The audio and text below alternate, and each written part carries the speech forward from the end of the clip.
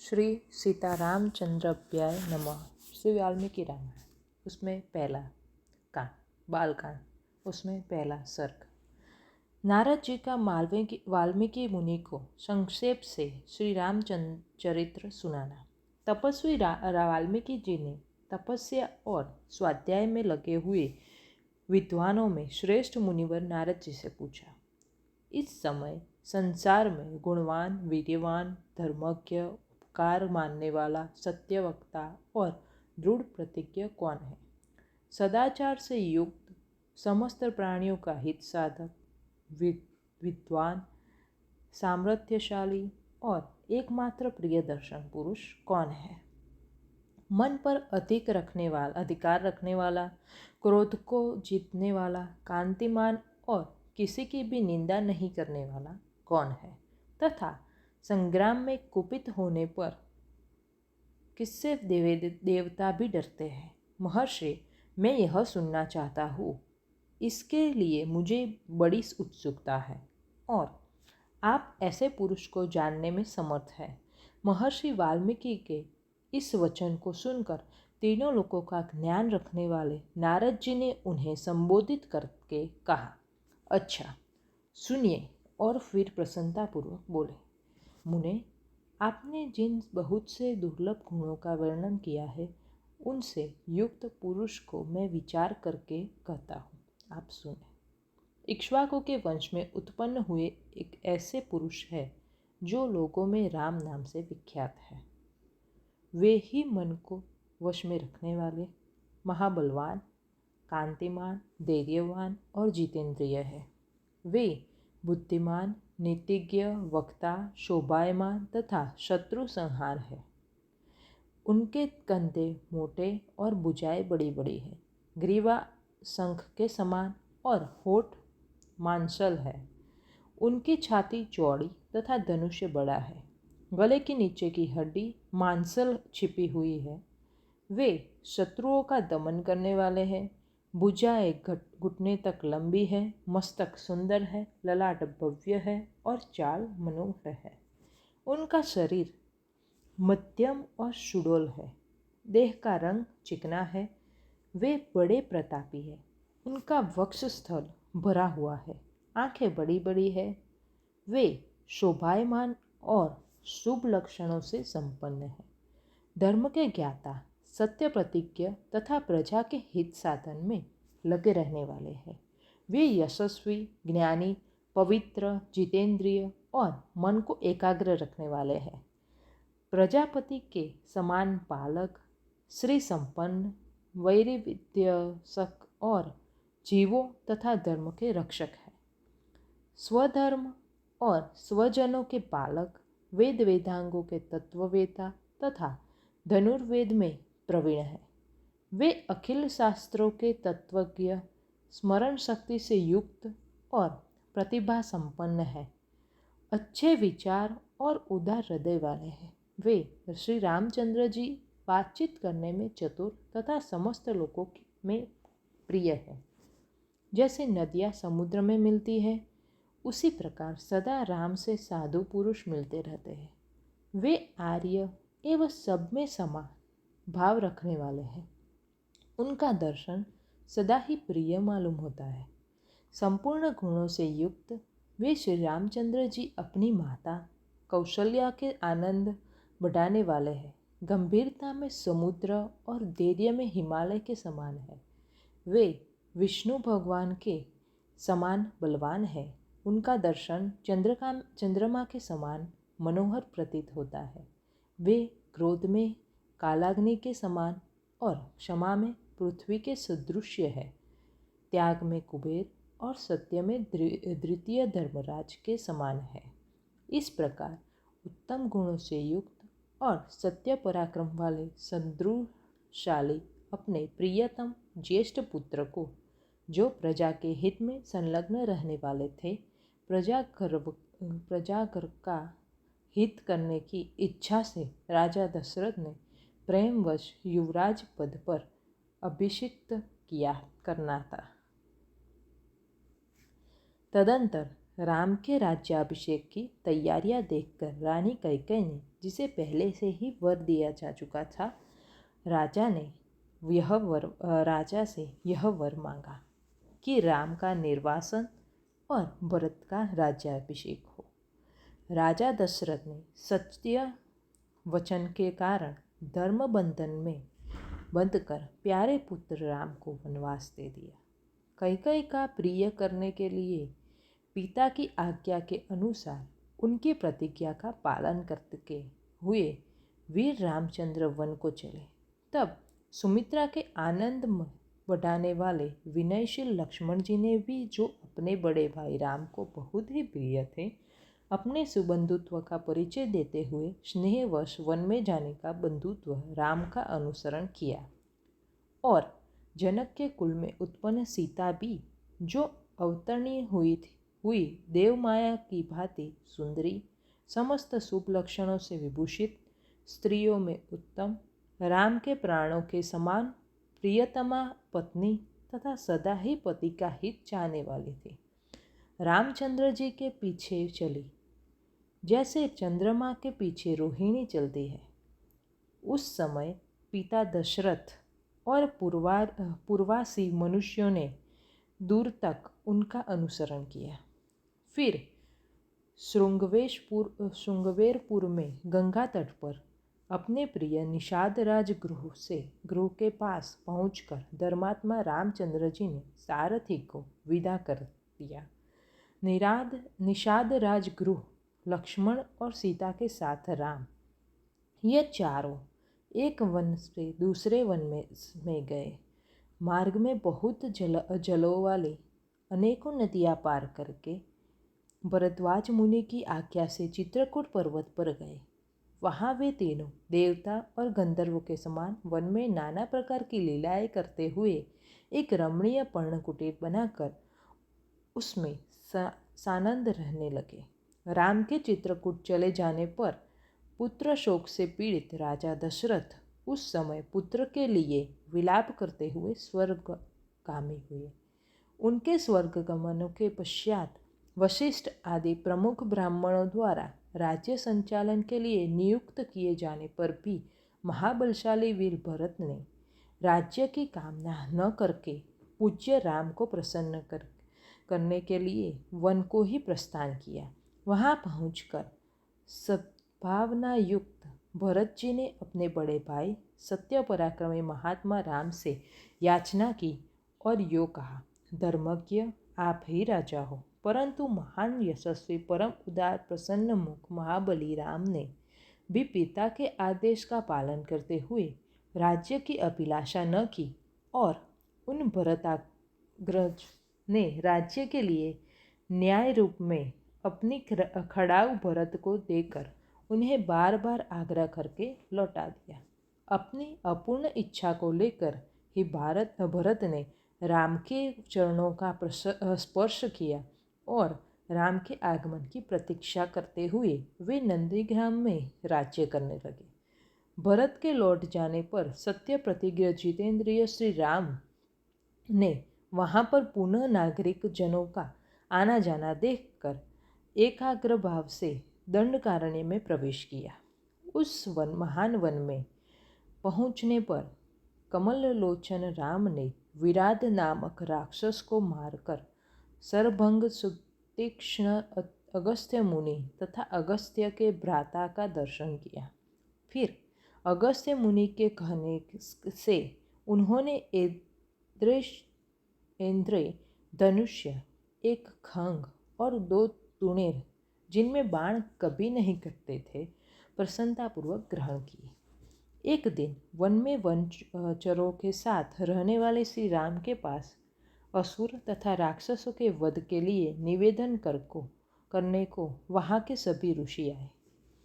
उसी समय वन में श्री राम ने दंडकारण्यवासी अग्नि के समान तेजस्वी उन ऋषियों को राक्षसों के मारने का वचन दिया और संग्राम में उनकी वध की प्रतिज्ञा की।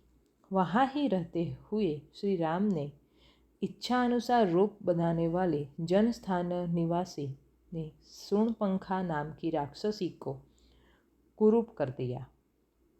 तब शूर्पणखा ने के कहने से चढ़ाई करने वाले सभी राक्षसों को और खर दूषण त्रिशिरा तथा उनके पृष्ठपोषक असुरों को राम ने युद्ध में मार डाला।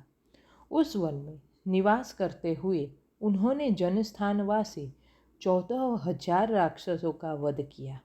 तदंतर अपने कुटुंब का वध कर सुनकर रावण नाम का राक्षस क्रोध से मूर्छित हो उठा और उसने मारीच राक्षस से सहायता मांगी। यद्यपि मारीच ने यह कहकर कि रावण, उस बलवान राम के साथ तुम्हारा विरोध ठीक नहीं है, रावण को अनेकों बार मना किया, परंतु काल की प्रेरणा से रावण ने मारीच के वाक्यों को टाल दिया और उसके साथ ही राम के आश्रम पर गया।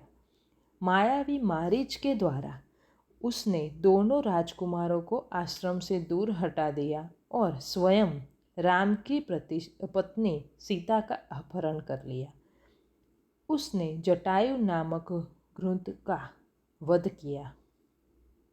तत्पश्चात जटायु को आहत देखकर और सीता का हरण सुनकर रामचंद्र जी शोक से पीड़ित होकर विलाप करने लगे। उस समय उनकी सभी इंद्रियां व्याकुल हो उठी थी। फिर उसी शोक में पड़े हुए उन्होंने जटायु घृत का अग्नि संस्कार किया और वन में सीता को ढूंढते हुए कबंध नामक राक्षस को देखा, जो शरीर से विकृत तथा भयंकर दिखने वाला था। महाबाहु राम ने उसे मारकर उसका भी दाह किया, अतः वह स्वर्ग को चला गया। जाते समय उसने राम से धर्मचारिणी सबरी का पता बतलाया और कहा, रघुनंदन, आप धर्मपरायणा सन्यासिनी सबरी के आश्रम पर जाइए। शत्रुहंता महान तेजस्वी दशरथ कुमार राम सबरी के यहाँ गए। उसने इनका भलीभांति पूजन किया। फिर वे परंपरा सर के तट पर हनुमान नामक वानर से मिले और उन्हीं के कहने से सुग्रीव से भी मिले। तदंतर महाबलवान राम ने आदि से ही लेकर जो कुछ हुआ था वह और विशेषतः सीता का वृत्तांत सुग्रीव से कह सुनाया। वानर सुग्रीव ने राम की सारी बातें सुनकर उनके साथ प्रेम पूर्वक अग्नि को साक्षी बनाकर मित्रता की। उसके बाद वानरराज सुग्रीव ने स्नेहवश बाली के साथ वैर होने की सारी बातें राम से दुखी होकर बतलाई। उस समय राम ने वाली को मारने की प्रतिज्ञा की। तब वानर सुग्रीव ने वहाँ वाली की बल का वर्णन किया, क्योंकि सुग्रीव को राम के बल के विषय में बराबर शंका रहती थी। राम की प्रतीति के लिए उन्होंने दुंदुभि दैत्य का महान पर्वत के समान विशाल शरीर दिखलाया। महाबली महाबाहु श्री राम ने तनिक मुस्कुरा कर उस स्थूल अस्थि समूह को देखा और पैर के अंगूठे से उसे 10 योजन दूर फेंक दिया। फिर एक ही महान बाण से उन्होंने अपना विश्वास दिलाते हुए 7 ताल वृक्षों को और पर्वत तथा रसातल को बींध डाला। तदंतर राम के इस कार्य से महाकपि सुग्रीव मन ही मन प्रसन्न हुए और उन्हें राम पर विश्वास हो गया। फिर वे उनके साथ किष्किंधा गुहा में गए। वहाँ पर सुवर्ण के समान पिघल वर्ण वाले वीरवर सुग्रीव ने गर्जना की। उस महानाद को सुनकर वानरराज वाली अपनी पत्नी तारा को आश्वासन देकर तत्काल घर से बाहर निकला और सुग्रीव से भिड़ गया। वहाँ राम ने वाली को एक ही बाण से मार गिराया। सुग्रीव के कथनानुसार उस संग्राम में वाली को मारकर उसके राज्य पर राम ने सुग्रीव को ही बिठा दिया। तब उन वानरराज ने भी सभी वानरों को बुलाकर जानकी का पता लगाने के लिए उन्हें चारों दिशाओं में भेजा। तत्पश्चात संपाति नामक ग्रंथ के कहने से बलवान हनुमान जी 100 योजन विस्तार वाले क्षार समुद्र को कूद कर लांग गए। वहाँ रावण पालित लंकापुरी में पहुंचकर उन्होंने अशोक वाटिका में सीता को चिंतामग्न देखा। तब उन विदेहन नंदिनी को अपनी पहचान देकर राम का संदेश सुनाया और उन्हें सांत्वना देकर उन्होंने वाटिका का द्वार तोड़ डाला। फिर 5 सेनापतियों और 7 मंत्री कुमारों की हत्या कर वीर अक्षय कुमार का भी कचुम्बर निकाला। इसके बाद वे पकड़े गए। ब्रह्मा जी के वरदान से अपने को ब्रह्मपाश से छूटा हुआ जानकर भी वीर हनुमान जी ने अपने को बांधने वाला उन राक्षसों का अपराध स्वेच्छा अनुसार सह लिया।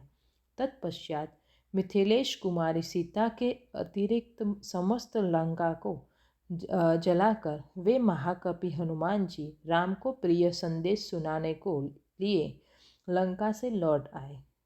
अपरिमित बुद्धिशाली हनुमान जी ने वहाँ जा महात्मा राम की प्रदक्षिणा करके यो सत्य निवेदन किया, मैंने सीता जी का दर्शन किया है। इसके अनंतर सुग्रीव के साथ भगवान राम ने महासागर के तट पर जाकर सूर्य के समान तेजस्वी बाणों का समुद्र को क्षुब्ध किया। तब नदीपति समुद्र ने अपने को प्रकट कर दिया। फिर समुद्र के ही कहने से राम ने नल से पुल निर्माण कराया। उसी पुल से लंकापुरी में जाकर रावण को मारा। फिर सीता के मिलने पर राम को बड़ी लज्जा हुई। तब बड़ी सभा में सीता के प्रति वे मर्मभेदी वचन कहने लगे। उनकी इस बात को सह सकने के कारण साध्वी सीता अग्नि में प्रवेश कर गई। इसके बाद अग्नि के कहने से उन्होंने सीता को निष्कलंक माना। महात्मा रामचंद्र जी के इस महान कर्म से देवता और ऋषियों सहित चराचर त्रिभुवन संतुष्ट हो गया।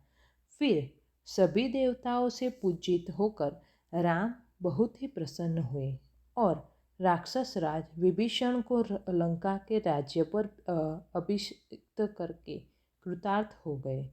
उस समय निश्चित होने के कारण उनके आनंद का ठिकाना न रहा।